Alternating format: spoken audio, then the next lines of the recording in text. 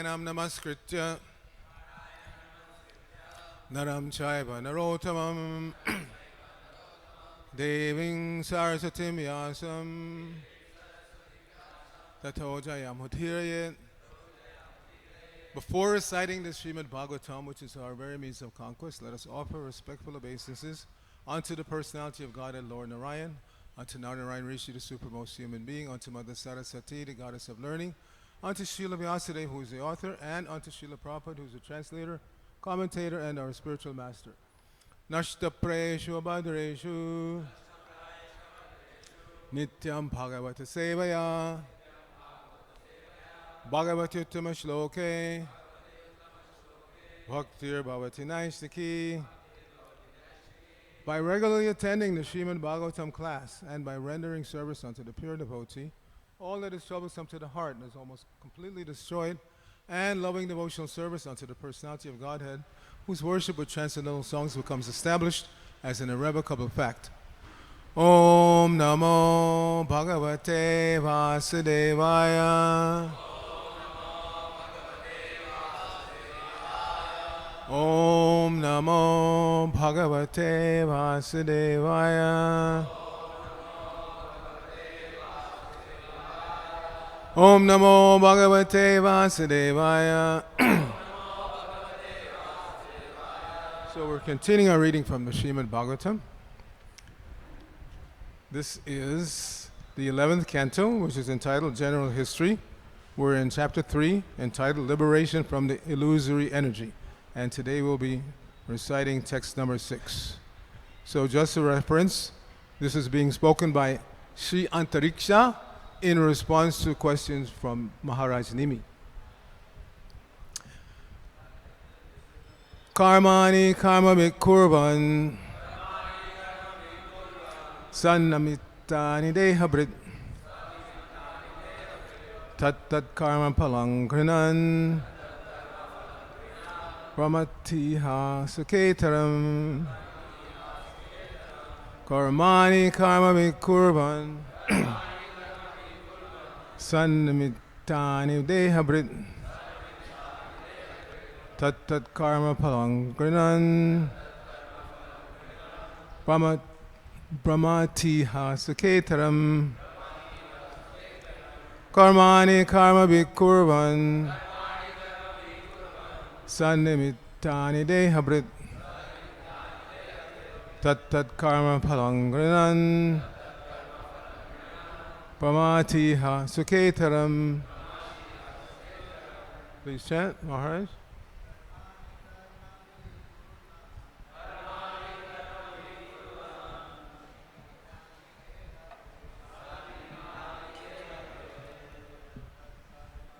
I'm going to hold it.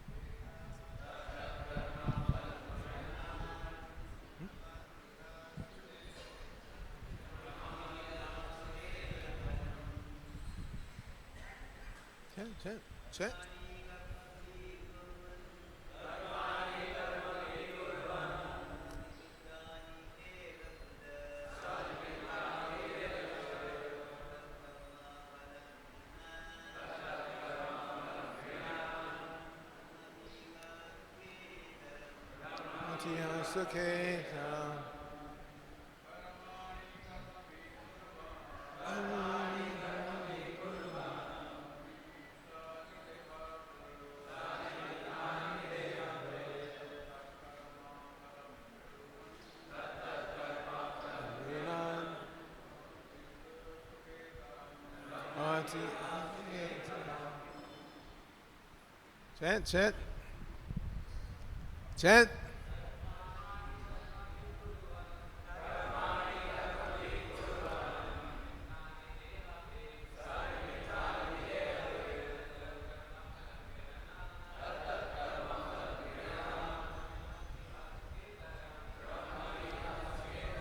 It seems that the men in this community are very shy. So Vaishnavis, some Vaishnavis chant.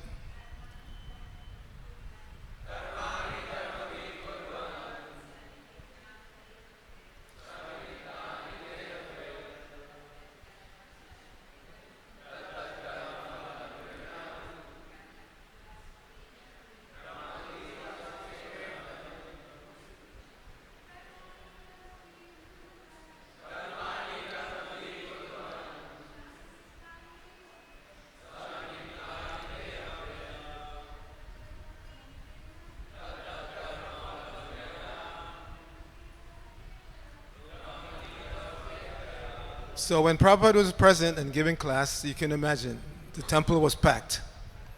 Hundreds of devotees. Now, Prabhupada would allow 20, sometimes more than 20 men to chant, and then at least half a dozen ladies would chant. And why is it so important? Because Prabhupada reminded us that repetition is the mother of learning. And just hearing these Sanskrit slokas is in itself pious, just to hear them. And the daily shloka, we come to Bhagavatam class every day, it's your meditation for the day. It's your meditation. You should be thinking about this verse all day. What is the meaning? This is why we assemble Vaishnava Sangha. And as I said yesterday in class in Kargar, I guarantee, practically, that maybe one or two only of this room right now, if I asked you at 8 o'clock tonight, what is the first word of today's verse, you wouldn't remember. That means we're not meditating. You should meditate on the verse. So first word, we're going to do the synonyms now. Karmani, various kinds of fruitive work. Karma bihi, by the karmendriyas, the organs of action. Kurvan, performing. Sa nimitani, which are imbued with motivating desires.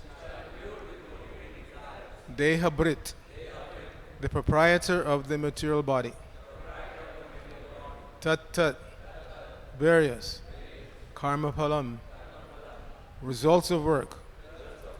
Grinan, accepting. Brahmati, he wonders. Iha, throughout this world. Sukha, happiness. Itaram, and otherwise. So, translation for this verse. Impelled by deep-rooted material desires, the embodied living entity engages his active sense organs in fruitive activities. He then experiences the results of his material actions by wandering throughout this world in so-called happiness and distress. Please repeat. Impelled by deep-rooted material desires, the embodied living entity engages his active sense organs in fruitive activities. He then experiences the results of his material actions by wandering throughout this world in so-called happiness and distress. Purport. And as I've been pointing out, because almost all the temples in this area, they're in 10, 11, 12th canto. Prabhupada translated from the first canto up to the 13th chapter of the 10th canto. So once you start from 14th chapter of 10th canto to the end of the 12th canto, it's not Prabhupada's purport. Doesn't mean that it's not important to hear. They were all translated and commented on by a team of Prabhupada's disciples. But we should know that. We shouldn't say Prabhupada's purport after we pass 10:13. From 10:14 to the end of 12th canto, it's purport. Team led by Hridayananda Das Goswami, Gopiparananda Das, and Jabira Das. Those are the three prime devotees, prominent devotees doing the translation and commenting. All right, so purport by Srila Prabhupada's disciples. The argument may be given that if a living entity were subject to the results of his previous activities, there would be no scope for free will. Remember that. This is kind of the theme of today's class. Once having committed a sinful action, the living entity would be bound in an endless chain of suffering, being perpetually subject to previous reactions. According to this speculation, there cannot be a just and omniscient God, since the living entity is forced to commit sinful activities by the reactions of his previous activities, which were reactions to still previous activities. Since even an ordinary gentleman will not unfairly punish an innocent person, how could there be a God witnessing the helpless suffering of the conditioned souls within this world? This foolish argument can easily be refuted by a practical example.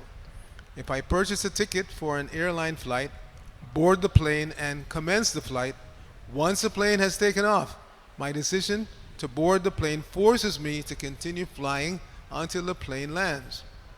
But although I am forced to accept the reaction of this decision on board the plane, I have many new decisions I can make.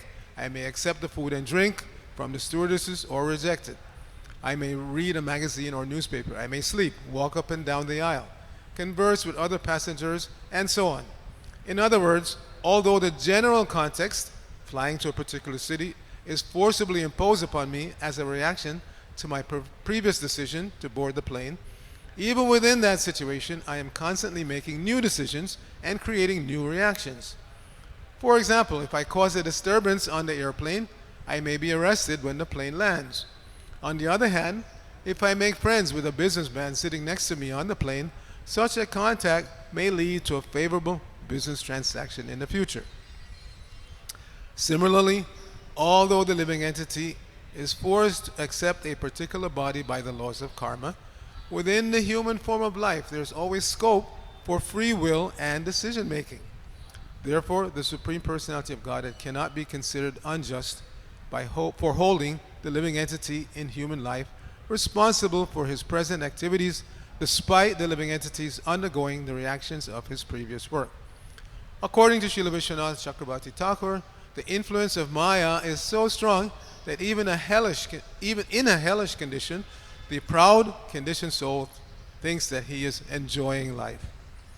Nama Om Vishnu Padaya Krishna Prishtaya Bhutale Srimate Bhaktivedanta Swaminiti Namane Namaste Saraswate Deve Gauravani Pracharine Nirvishesha Shunyavadi Paschatya Deshatarane Om Agyana Timirandasya Gyananjana Shalakaya Chakshur Unmilitam Jena Tasmai Shri Gurave Namaha Shri Chaitanya Manobhishang Shnapitang Jena Bhutale Swayam Rupa Kadamayam Dadati Swapadantikam Vandehang Shri Guru Shri Utapada Kamalam Shri Gurun Vaishyavangscha Shri Rupam Sagadatam Sahagana Ragana Tanvitam Tang Sajivam Chadvaitam Savadutam Parijana Sayitam Krishna Chaitanya Devam Shri Radha Krishna Padan Sahagana Lalita Shri Vishakhan Vitangscha Hey Krishna Karuna Sindhu Dinabando Jagatpate Gopesha Gopika Kanta Radha Kanta Namosute Tapta Kanchana Gorangi Radhe Vrindavaneshwari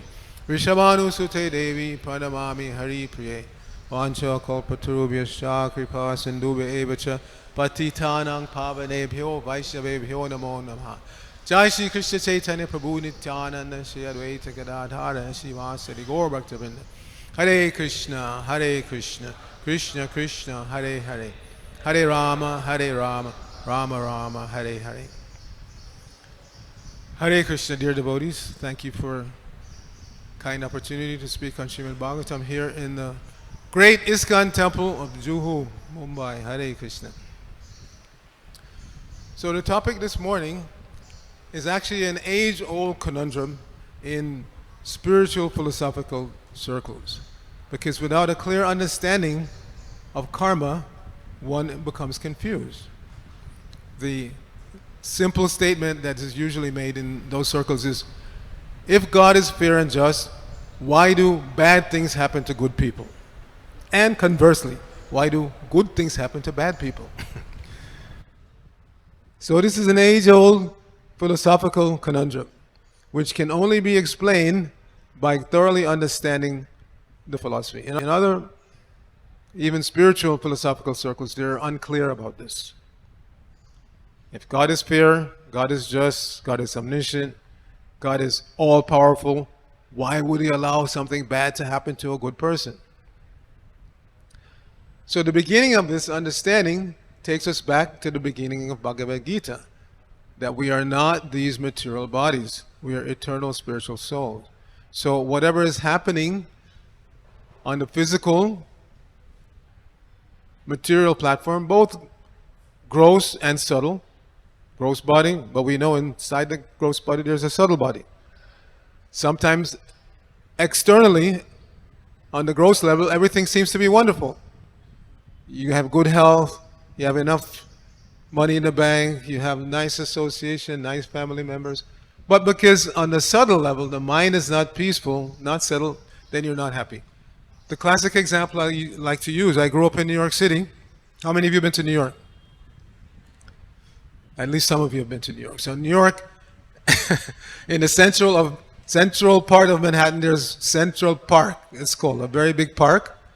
So when you're facing north, on the west side of Central Park, very, very expensive real estate.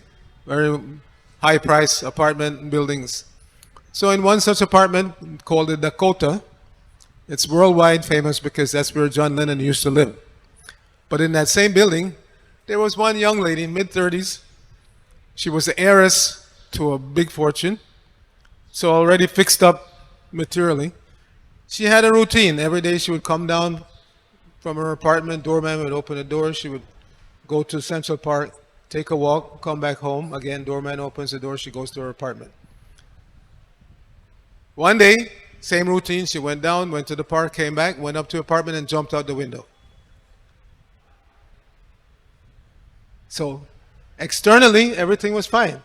She's young, good health, millions of dollars in the bank, but because the subtle body was not in good order. Mind, as we say here in India, pagla. Mind is not in good order. So, impelled by madness, she jumped out the window. So we have to understand from this basic, start from the basics. We're not this material body, neither gross or subtle. And once we're convinced of that, even theoretically, then things start to make sense. By our own volition, our own free will, we've turned away from Krishna. And if that opportunity was not there, then we will be robots. We will be automatons. If we didn't have a chance to turn away from Krishna, that would mean that we have no free will. But free will entails the possibility of making mistakes. Free will entails the possibility of making mistakes. So because Krishna doesn't want to be loved by robots, he wants us to freely, consciously give our love to him, there's always that possibility of turning away. How so? Because by his nature, Krishna deserves to be in the center of attention and attraction. That is his nature as a Supreme Personality of Godhead. But as individual parts and parcels, we could sometime, and we have, obviously that's why we're here, we can wonder, what would it be like to be in Krishna's position? You see? And we have examples practically at every moment in this world where somebody in a lower position is always wondering what it would be like to be in a higher position. I am Brahmachari Ashram in charge, but I'm wondering what it would be like to be vice president. I'm vice president, I'm wondering what it would be like to be president. Then, I'm president, why not become a guru? Why not become a GBC? We're always looking at the higher positions and finding them appealing and wondering how to get there. And this is basic human nature, basic nature of the spirit soul. Because Krishna is the supreme. By his nature, he has Ishvara Bhav. He has the natural tendency to control. That's his position. And as parts and parcels, we also have, to a minute degree, that desire to control. And that's why Lord Brahma, very first verse of his Brahma Samhita, this is actually the 5th chapter, but that's all we have. Ishvara Parama Krishna, Satchidananda Vigraha, Anadir Adir Govinda, Sarva Karana Karanam. So yes, we all have desire to control something, someone else, like that. We have that desire. We cannot deny it. And it doesn't go away just by sitting down in some cave in the Himalayas and have closed eyes and chanting Om all day. No. It's part of our nature. But we have to see it in proper perspective. On Krishna's behalf, I may be given a position in which I have some degree of control, but I can never become the supreme controller. That position is already filled. Jai SriSriRadhaRasbihariTemple ki jai, Sita Ram Lakshman Hanuman ki jai, Shri Shri Gaur Nitai ki jai. The position of supreme controller is eternally filled. You cannot apply for the job. You cannot have a nice resume written by AI to convince someone. No, you cannot get that position. That is eternally filled by Krishna. So rather than struggling with the desire to control, we dovetail it. If Krishna puts me in a position of controllership, I control on Krishna's behalf. That's proper use of the desire to control.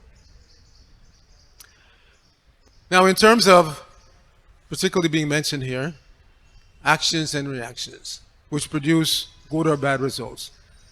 In the first canto, we learned anartho pasamam sakshat bhakti yogam adokshate lokasya janata vidvam chakri sattva sanghitam. That the material miseries of the living entity are superfluous to him. Again, because we're spirit soul by nature. We cannot be affected. We know second chapter of Bhagavad-gita. Cannot be cut, cannot be dried, cannot be withered by the wind. We cannot be affected by anything on the material platform. But because we're in Maya, we think we're being affected. It's like Prabhupada would give the classic example of a person dreaming. In a dream, you see a tiger attacking you and you're freaking out. Call it a nightmare. But actually, there's nothing happening to you.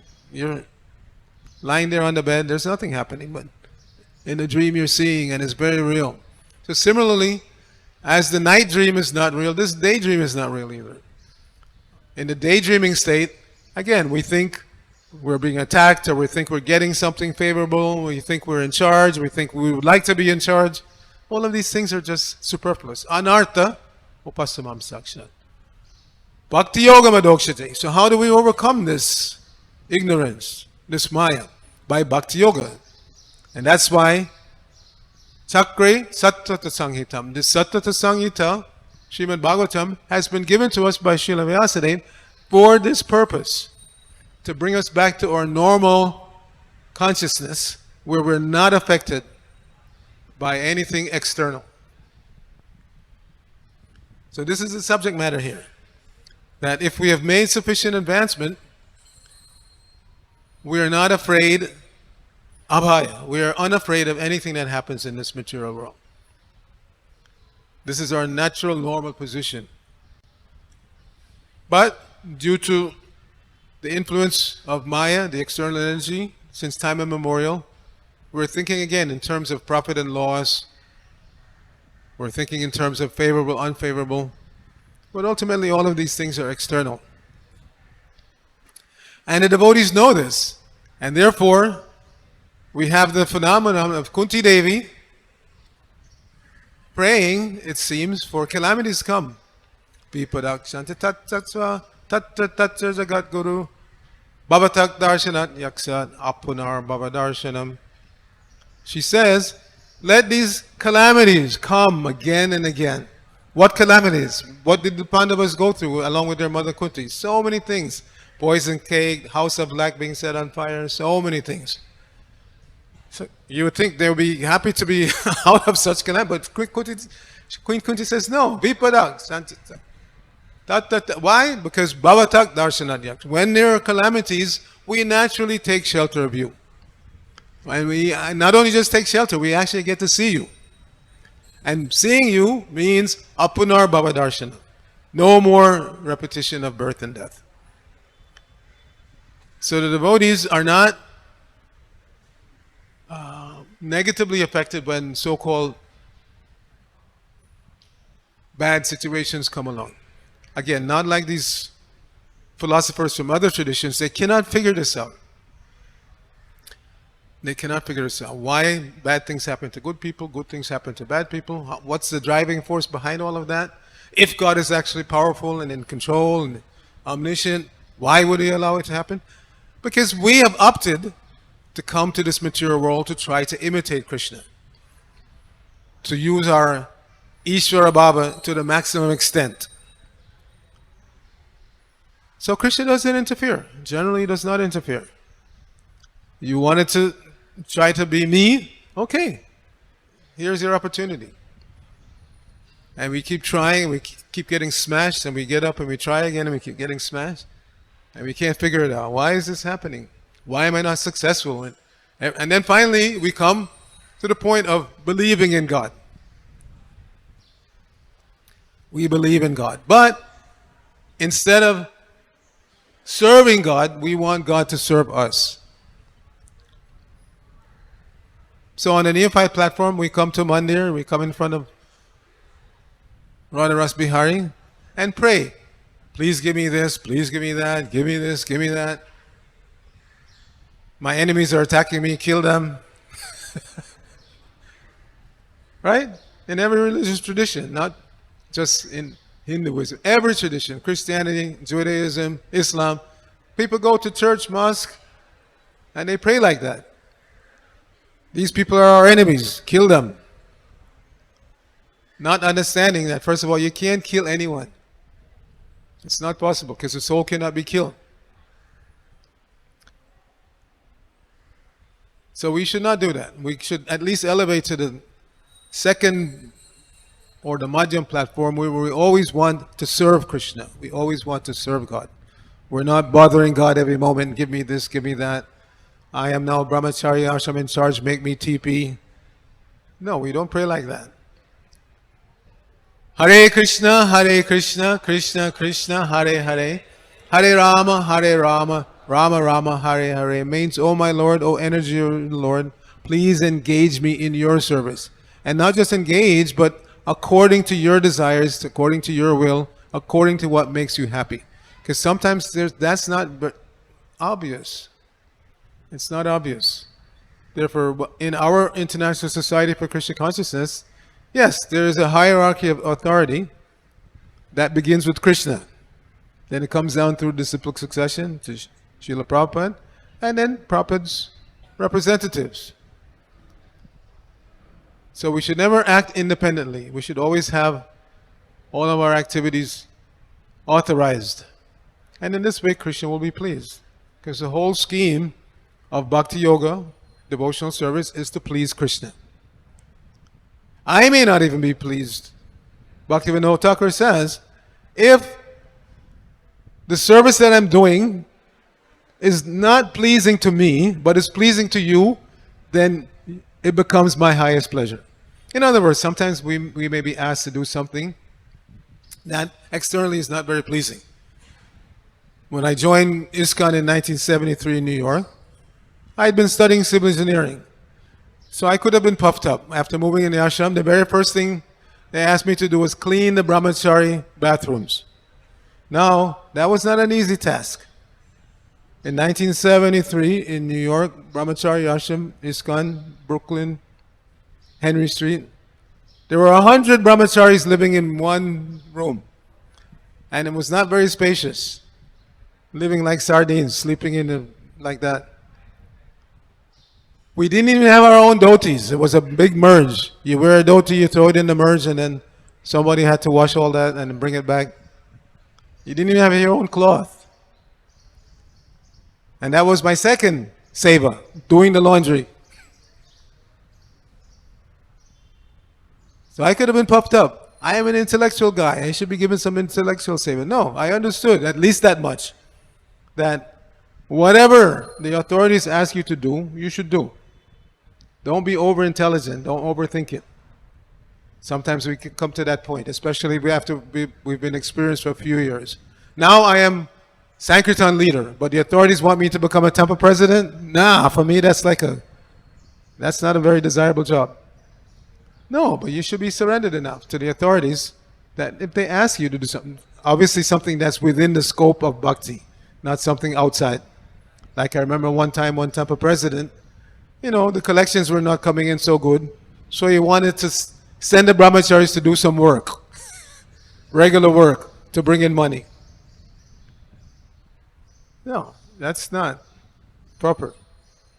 But if it's something within the scope of bhakti, again, you're a Sankirtan leader, but the authorities have decided they want you to become a temple president, you do it.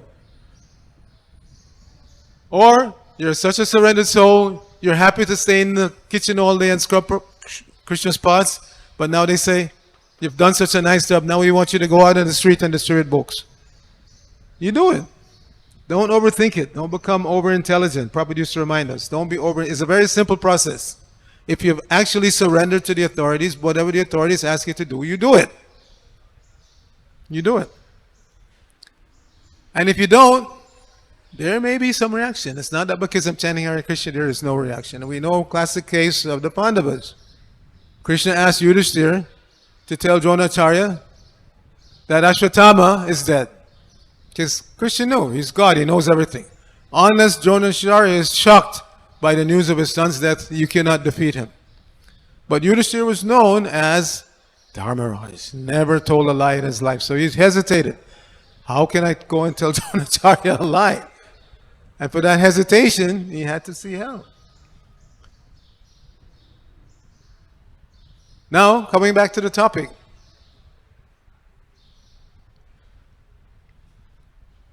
Reactions. Actions are going to produce reactions. So this topic is dealt with in the 13th chapter of the Bhagavad-gita, wherein Krishna tells Arjuna, Kaya karna karchate, hetu prakriti uchate, purusha sukhadukhana, bhoktate hetu kachate. This is a very important verse to remember. That nature is said to be the cause of all causes and effects in this material world. However, the living entity, himself or herself, is the cause of the happiness and distress that we experience. You cannot blame Bhagavan. You cannot blame God. I am going through something miserable, either on the gross level or on the subtle level. It's your fault. This is our tendency. The age of Kali, because it's the age of ignorance, it's called the age of victim mentality. Everybody feels that they're a victim. Victim of the temple president, victim of my parents, victim of, ultimately of Bhagavan. I'm being victimized. I'm an innocent guy. I'm a nice guy. Why is bad things happening to me? Must be somebody else's fault. But the example that's given here in the purport, very nice example. By your free will, like from here I'm going to Hyderabad. So by free will, you buy a ticket from Mumbai to Hyderabad. You look at the schedule and you yourself, you pick the flight. I want to go in the morning or in the afternoon. I prefer Indigo over Air India, whatever. You make the choice. But once you get on the plane, you can't change that. Plane takes off.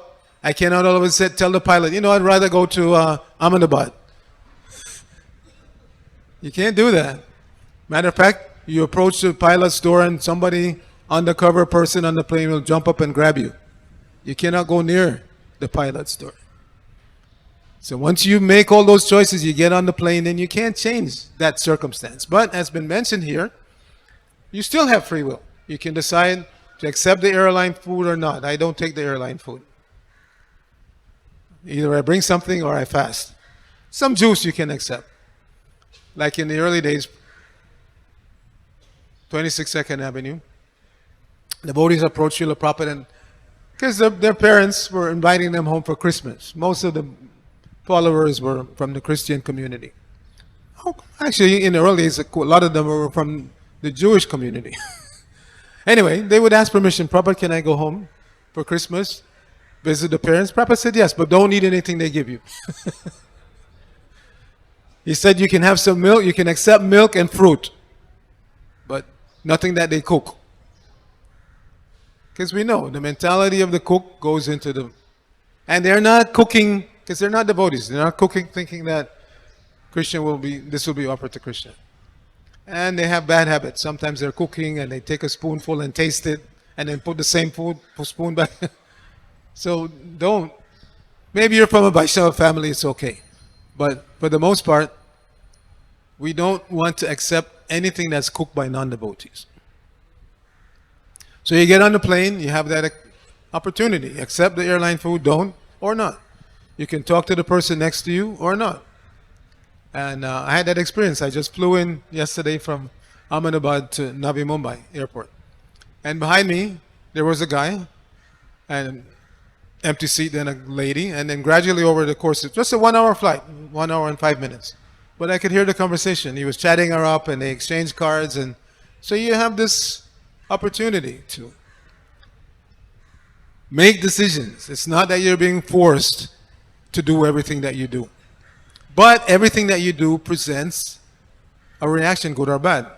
And there's a verse in the 10th canto.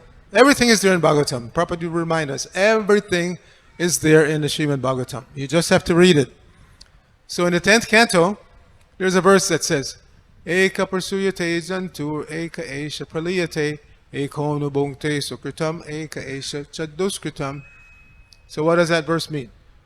Every living entity is born alone, dies alone, and alone has to enjoy or suffer the reactions to their good and bad deeds. So that is karma explained in a nutshell, if you can remember this verse. If I remember correctly, it's 10th canto, maybe 50th chapter, text 21. But anyway, you can look it up. Eka prasuyate jantur, eka esha paliyate, eko nabungte sukritam, eka esha chadushkritam. Every living entity, born alone, dies alone, and alone has to suffer or enjoy the reactions to their good and bad deeds. So anybody who doesn't understand karma, you explain it from this verse.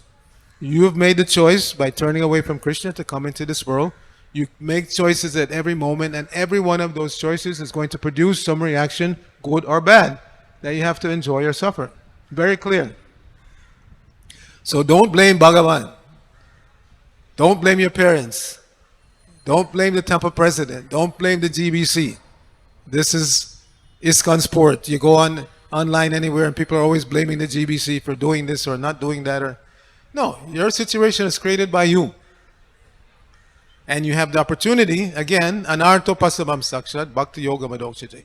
You have an opportunity by taking to this bhakti yoga process to completely and put an end to all of these so-called good and bad reactions. That's your choice. Take to the process fully, and you will be completely relieved of any so-called good, bad reactions. That's called Naishkarmic activity. You engage in Naishkarmic activity, activities that don't produce any material reaction, good or bad, simply meant for the pleasure of Krishna, and you're free. You're free. So who wants to be free? Yes, we should all want to be free from the influence of the external energy, from thinking that I'm going to profit or I'm going to lose. This is all on the material platform. As Krishna says, Brahma Bhuta Prasanatma Nasochati Nakangshati Samak Sarveshu Bhuteshu Mad Bhaktim Labate. Bhakti Yoga actually begins on this platform. When you're not hankering, you're not lamenting, you see everyone equally, then you can start. But our process is so nice that even in the beginning, even when we're still materially contaminated, if we simply follow the process wholeheartedly, chant Hare Krishna, take only Krishna Prasada, associate nicely with devotees. We cannot please Krishna if we constantly displease his devotees. So take it very seriously. Whatever Sangha we're in, we should genuinely, every one of us genuinely wants to be treated nicely, isn't it? Nobody wants to be treated badly.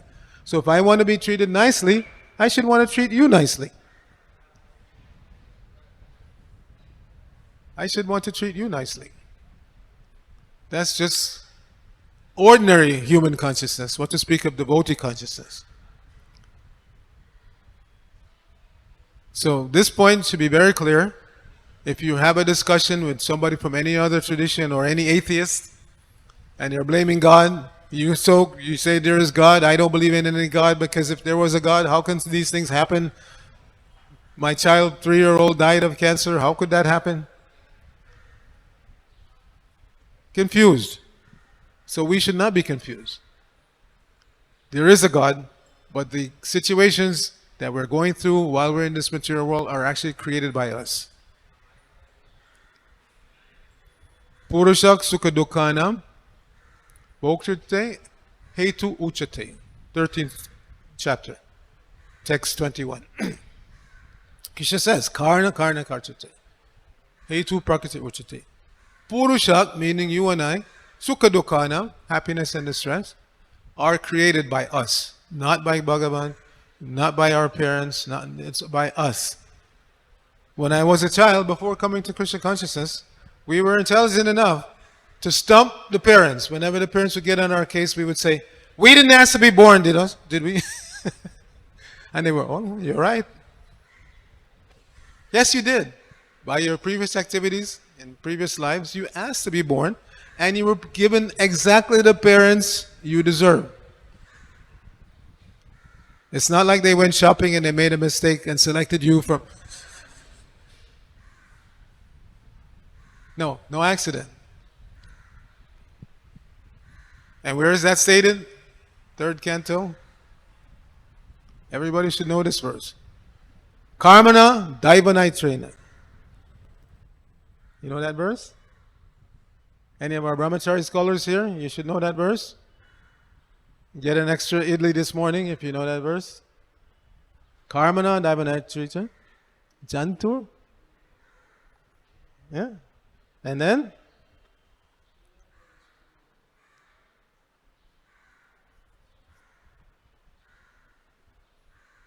Come on. All right.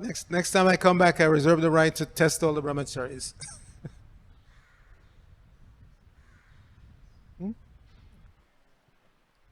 Strishu Pravishya Udara. Punksak Reta Kanashaya. This is how we take birth. Karmana Daivanaitraya. By your activities, reaction check, and by the oversight. Daivanaitraya. Ultimately, topmost deva is Krishna. Jantur Deho Pataye. Strishu Pravishya Udara Punksa Reta. We are placed into the womb of a particular mother by a particle of semen given by the father. This is how our birth took place. But again, none of it is accidental. By reactions to your previous activities, your parents were selected for you. That means parents selected means you get a certain set of opportunities for education, position in society, etc., etc. But as we see in many families, there may be 2, 3, 4 children. They all got the same opportunities, but they don't turn out the same way. One child may turn out to be a Supreme Court judge, and another child may turn out to be a big criminal and come before a brother or sister to be judged. So our free will is always there. We should never be confused about that. The non-devotees, they try to say there is no free will or there is no God. But free will is always there. And it continues eternally. One time Prabhupada was questioned, Krishna says that once you come back to the spiritual world, you don't come back to this material world. Does that mean that you can't? Prabhupada said, no, you can always. But it's just like when you experience being burned by fire, voluntarily you don't put your hand again. So once you come to the material world and you're liberated, you go back to the spiritual world, you can always come back. But you don't make that mistake again. So free will is always there. And that was the subject of today's verse. That by free will, whatever is happening to us, it's based on our choices. Can't blame somebody else. So we'll stop here. If there are any questions, comments.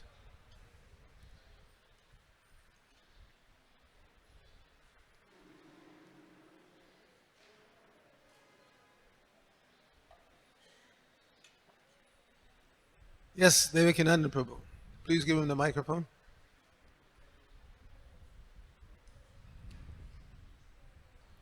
Turn. I am a fundraiser. Huh? I said I am a fundraiser. Okay. Like lusty man sees all the women lusty way. I see opportunity how to get money. So when you are talking about that young lady, she went out from her apartment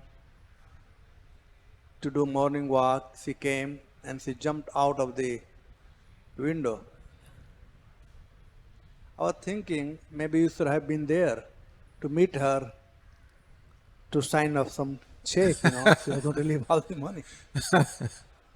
Hare Krishna. I mean, is there any way that this kind of people, okay, you gave one good example, but there are many people, they are dying, they are going to die, and even devotee, they meet them, they preach to them, take up Krishna consciousness, either way, or you donate to temple. They don't have anybody that, they have money in bank. But still, people are so attached, they don't give anything, not single penny. They are on deathbed. So, what is that? They know that they are going to die, they are going to leave everything. But is this attachment that till last moment, it's there? What is that? That they cannot give up. That's the result of lifetime after lifetime of ignorance. Prabhupada said, he gave this example that in Kolkata, there was one case where a man had committed murder.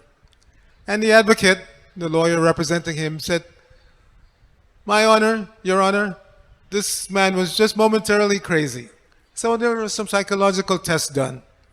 And then the judge asked for the result of the psychological test.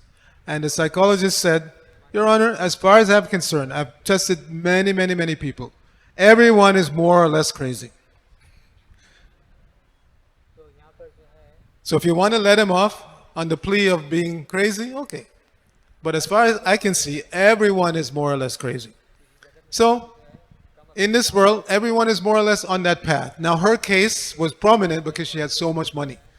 But at every moment, people with less money are doing crazy things like that. So Krishna consciousness means going out in the public and trying to convince people, mostly by the book distribution, to stop being crazy. You come to the temple, take prasadam. And we see, gradually, people do that from whatever strata of society, from the poor people to the richest people. I told the story yesterday, it's a fact, that when I was living in Potomac Temple, in that area, mostly wealthy people, multi-million-dollar mansions, and a lot of them are Indians. So they were attracted to ISKCON. They would come every Sunday. One family in particular, the father would always like to stand next to me because I like to serve the prasadam every Sunday. And he would stand next to me and serve. So one Sunday he asked me, he said, "Prabhu, can I ask a question?" I said, "Sure." He said, we know how to cook better than you. Dal, rice, sabji, puri, etc. But why do we like your food so much? Why do we come here? I'm confused. Please explain to me.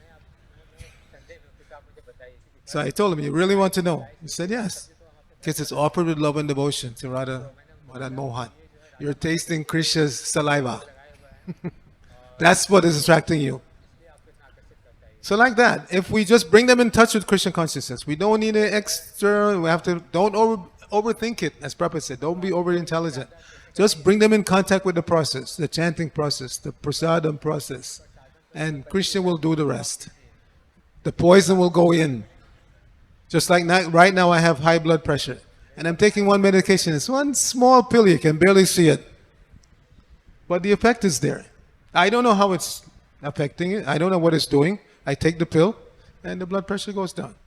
So similarly like that, you bring people in contact with Krishna consciousness, they have no idea what's happening, but gradually the madness goes down. And they start to act normally. What is normal? Normal for us means, Jai SriSriRadhaRasbihari ki Jai. Any human being who's lived a life on this planet, who never once in their life said, "Jai Prabhupada," that's the most unfortunate person. Doesn't matter how much money they have, how much education they have. If they never once in their life said, "Jai Prabhupada," most unfortunate. So our job is very simple. Every day we get up, we say Jai Prabhupada. And we go out and invite the public to come here and say Jai Prabhupada. Hare Krishna. Grantarashi, oh, we have a question here? Okay, one more. हरे कृष्ण प्रभु जी, आप बता रहे थे परंपरा के बारे में, और परंपरा से फिर आपने अथॉरिटी सिस्टम को कनेक्ट किए। तो इसके ऊपर प्रभु जी मेरा प्रश्न है कि अभी ISKCON में देखेंगे तो प्रभुपाद सबसे हायर अथॉरिटी, प्रभुपाद से बड़ा तो कोई अथॉरिटी है नहीं। तो फिर कहा जाता है कि नहीं, प्रभुपाद जी ने GBC को सबसे हायर अथॉरिटी नियुक्त किए हैं, ठीक है। तो कुछ मामलों में ऐसा देखा जाता है कि प्रभुपाद जी कुछ कहते हैं, GBC कुछ कहते हैं, टेम्पल प्रेसिडेंट कुछ कहते हैं, उनके नीचे के अथॉरिटी कुछ कहते हैं। तो प्रभु जी यहाँ पे किसको सबसे हायर अथॉरिटी माना जाना चाहिए, इसके बारे में जरा आप बताएंगे तो अच्छा रहेगा प्रभु जी। Okay, translate. Hare Krishna Prabhuji. So Prabhuji have a question. He was asking that you mentioned that there is a disciplic succession. You have to slow down a little bit. After 50 plus years of ISKCON Kirtans, my hearing is not so good. Okay. So, slow down and speak clearly. He have a question. You mentioned that there is a disciplic succession, and we have to follow the authority. we have seen that in ISKCON, okay, Prabhupada have given this ISKCON and GBC, and there is authorities, and then after temple president.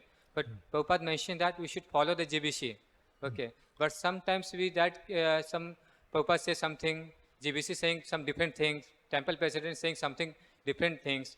So we should to whom we should follow? Like we should to whom? Very good question. If the GBC is telling you something that Prabhupada did not condone, then that person is not GBC. No. Because of the prime responsibility of the governing body is to make sure that, first of all, they themselves are following strictly what Prabhupada has given, and then to make sure that those that they're overseeing, that they're following what Prabhupada has given. Now, how it is that you have determined that they're not giving what Prabhupada gave, that we would have to discuss. Because maybe you're mistaken. So if we assume that the GBC is doing their job, they're presenting what Srila Prabhupada has presented, then you don't have a scope of not doing what they're asking. The biggest problem on this level is that sometimes, because we're a big society, so let's say within this community, so many devotees have different spiritual masters. Sometimes it may seem that the spiritual master allows something that the local authorities don't. So that can be confusing. But it should be brought to the attention of the authorities. Don't act independently. If you think you've seen something that is a mistake or not completely, then you go to the authorities and discuss with them. We're not stones. We're persons. Everything should be done in a personal way. So don't make conclusions impersonally. If you think my temple president has said something with which I don't agree or my spiritual master doesn't agree, then there should be discussion. But ultimately, Maya convinces us that we are our own authority, lifetime after lifetime. Why are you following this person? Why are you following? You're an intelligent guy. Do what you think is right. This is how Maya tricks us. She wants you to remain your own highest authority. But because we've done that in the past, that's why we're in the position we're in now. At least if I follow this authority, there's an opportunity maybe to get out. Guaranteed, if I follow my own whims, I'm not going to get out. Because it means I'm on the mental platform, mano retainer. So again, everything should be discussed personally. If I have some problem, I think this authority is not right, that's why we have a GBC. Even if you approach one GBC and you may not be at that point satisfied with the response, you're free to approach some other GBC. We're not confined just because I'm in this zone, I can only speak to this GBC. If you're not satisfied, you can get opinion from somebody else. But what we should never do is find an excuse for acting whimsically independently. Don't do that. Don't do that. Not within the society. If you're not satisfied with how things are going in the society, you're free to go somewhere else.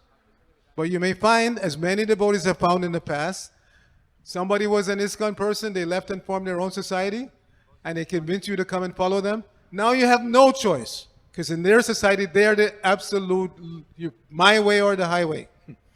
At least in ISKCON, you have some recourse.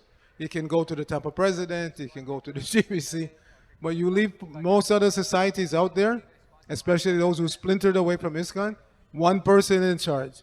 You don't do what that person says, you're finished. So my advice, stay in ISKCON. Prabhupada said that. Don't go anywhere. Stay within ISKCON. Whatever the problem is, work it out. प्रभु जी, इसमें मैं ये कहना चाहता हूँ कि कभी कभी ऐसा होता है कि जो मूल चीज है जिसके ऊपर आप बात को बोल रहे हैं कि चर्चा करना चाहिए, उसके ऊपर चर्चा करने के लिए भी ऊपर के अथॉरिटी के पास समय नहीं है. जो समस्या है उसके ऊपर बात करने के लिए ऊपर के अथॉरिटी के पास समय भी नहीं है. ये भी एक समस्या है. प्रभु जी, फिर क्या करे व्यक्ति?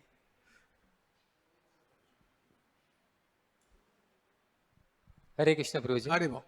So Prabhuji was saying that the matter we want to discuss with the authority, but authority have no time to discuss about this problems or matter. So what to do this time? Again, there are so many senior devotees. Whatever position you're in, there are so many senior devotees that you can approach. The problem is this. We want to be the center of attention. Rupa Goswami says, Goyam akati prachati. You reveal your mind in confidence. But that should be done to someone whose advice you're going to take. But the problem is, I want myself and my problems to be the center of everybody's attention. So I tell everybody, this is my problem, this is my problem, this is my problem. And then I sit back and wait for them to solve it. That's not how it works. If you have a problem, you approach somebody, either your guru or some senior authority, whose advice you're going to take. If you're not going to take that person's advice, if you don't have that much respect for that person, don't tell them your problem. Then it becomes just a disturbance.